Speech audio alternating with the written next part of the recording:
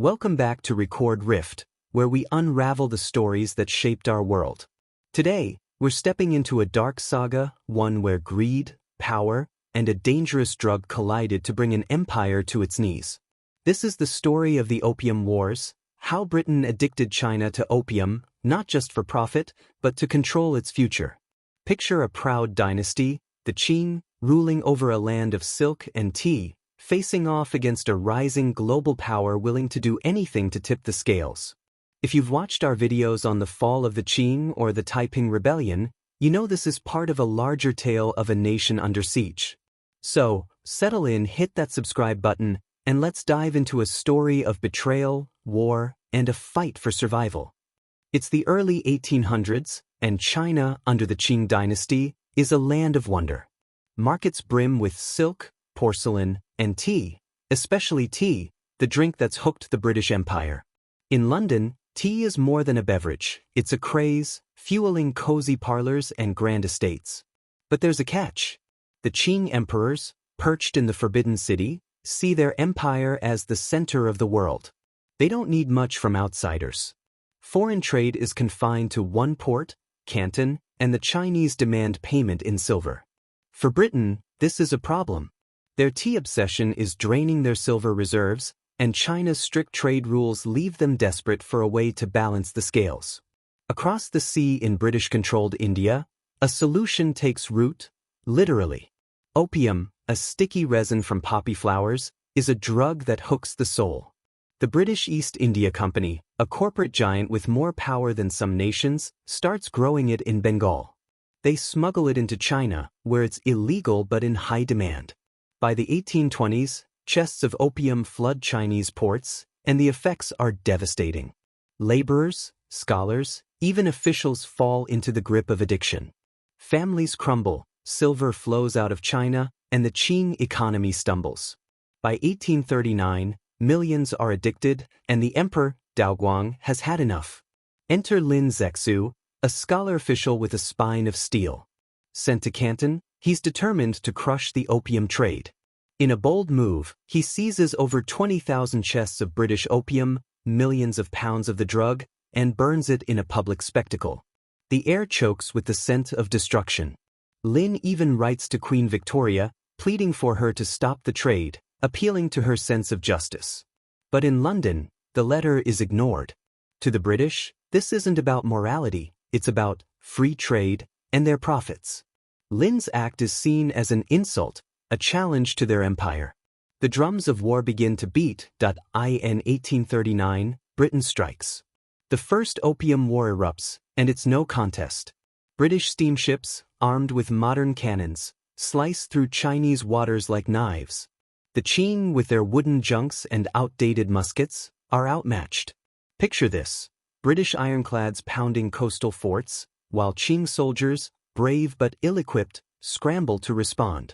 By 1841, Britain captures key ports along the Pearl River and sails toward Nanjing, threatening the heart of the empire. The Qing court, reeling, sues for peace. In 1842, the Treaty of Nanking is signed aboard a British ship, a bitter pill for China. The terms are brutal. China cedes Hong Kong to Britain, opens 5 ports, including Shanghai, to foreign trade, pays a crippling indemnity, and grants British citizens extraterritoriality, meaning they answer to British law, not Chinese. Worst of all, the opium trade continues, unchecked. The treaty is a wound to China's pride, the first of many unequal treaties that mark what history calls the century of humiliation. The Qing dynasty, once a titan, is exposed as vulnerable, and the people begin to whisper, "How did it come to this?" But the story doesn't end there. The British aren't satisfied. They want more ports, more access, and a legal opium trade.